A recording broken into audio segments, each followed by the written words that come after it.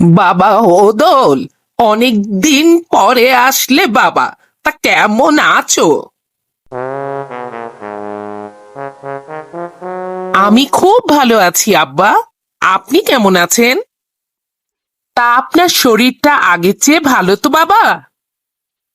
এবার কিন্তু যেভাবেই হোক আমি আপনায় খুশি করাবই। সব সময় আমি আপনাকে রাগিয়ে দেই, আমার একটুও ভালো লাগে না বাবা। আমি আপনার একটি মাত্র মেয়ের জামাই, আপনার প্রতি আমার অনেক দায়িত্ব।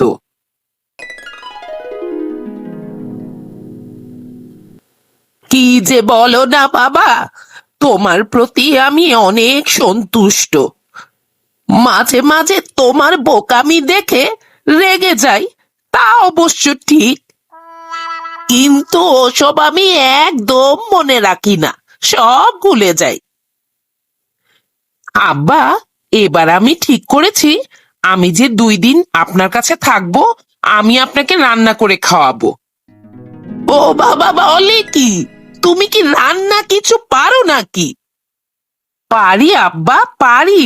আমি অনেক কিছু পারি। টুকটুকি শুনছো? আব্বাকে আজকে আমি বলেছি নিজ হাতে নাস্তা তৈরি করে খাওয়াবো। সব সময় তোমার আব্বাকে আমি অনেক কষ্ট দিই, তাই আজ ঠিক করেছি তোমার আব্বাকে আমি খুশি করিয়ে দিব। আমার শ্বশুর মশাই আজ আমার উপর খুব খুশি হয়ে যাবেন। ও মা, তাই বলছো? তুমি তুমি রান্না করে খাওয়াবে? তুমি পারবে রান্না করতে? কেন কেন পারবো না কেন? আমি শুনে নিলে সব কাজ করতে পারবো। তুমি আমায় একটু ভালো করে বুঝিয়ে দাও তো। আমি সুজির হালুয়া রান্না করতে চাই, তুমি আমায় বলো তো ওটা কি করে করতে হয়। সে তো খুব সহজ। সুজিটাকে ভালো করে ঘিয়ে ভেজে নিও, সাথে অল্প একটু এলাচ, দারচিনি, তেজপাতাও দিও। এরপর গরম পানি দিবে, পরিমাণ মতো চিনি দিবে, ঘন ঘন নাড়তে থাকবে। বাস, হয়ে যাবে তোমার সুজির হালুয়া। বাবা বাবা, কত নাস্তা তুমি তৈরি করেছো! চলো চলো চলো, দুজনে একসাথে বসে খাই। আচ্ছা বাবা, আপনি টেবিলে যেয়ে বসেন, আমি এক্ষুনি চা নিয়ে আসছি। কতদিন পরে এমন ভালো ভালো খাবার খাচ্ছি।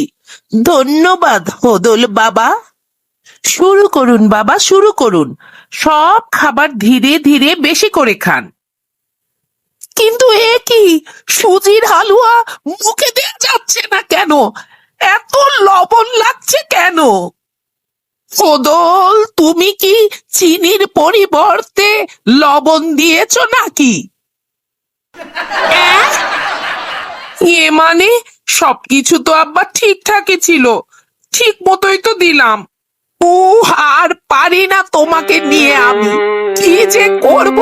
তুমি আমায় না মেরে আসলে শান্তি পাবে না। ক্ষমা করে দিবেন বাবা, খাওয়ায় আমি কোনোদিন আপনাকে সন্তুষ্ট করতে পারি না। আসেন আমরা গল্প করি, অন্তত কথা বলে আপনাকে সঙ্গ দেই। বলো কি বলবে, বেশি আজে বাজে বকো না কিন্তু, বয়স হয়েছে আমার। তোমার এই সব বাজে কথা আমি নিতে পারি না কিন্তু। আচ্ছা আব্বা, আপনার জীবনের সবচেয়ে সেরা দিন কোনটি? তা তুমি একটা ভালো প্রশ্ন করেছো বাবা। যেদিন আমার মেয়ে টুকটুকি জন্মেছিল, সেই দিনই আমার জীবনের শ্রেষ্ঠ দিন। এরপর এরপর বাবা, দ্বিতীয় শ্রেষ্ঠ দিন কোনটা? আমি বলে দিচ্ছি, আপনার জীবনের দ্বিতীয় শ্রেষ্ঠ দিন হলো যেদিন আপনার মেয়ে টুকটুকিকে আমি বিয়ে করলাম। কি বলছো তুমি? ওই দিন ছিল আমার জীবনের সবচাইতে দুঃখের দিন। আমার দুঃস্বপ্ন শুরু হয়ে গেছে। রাগ করবেন না বাবা, আপনাকে খুশি করানোর জন্য আমি এখন একটা গান গাইবো, আপনার মন ভালো হয়ে যাবে। মোরগের ডাকে বাজে বাঁশি, মশার কামড়ে বাজে ঝাঁপি, কুমির কাঁদে গাছে উঠে, ইঁদুর গায়ে পরে টুপি। থামো রে বাবা, থামো থামো, হাসবো না কাঁদবো আমি তো বুঝতে পারছি না। দেখলেন তো আব্বা, আমি আপনার মন ভালো করে দিলাম। খুব হয়েছে, এবার চলো বাড়ির ভিতরে ঢুকি।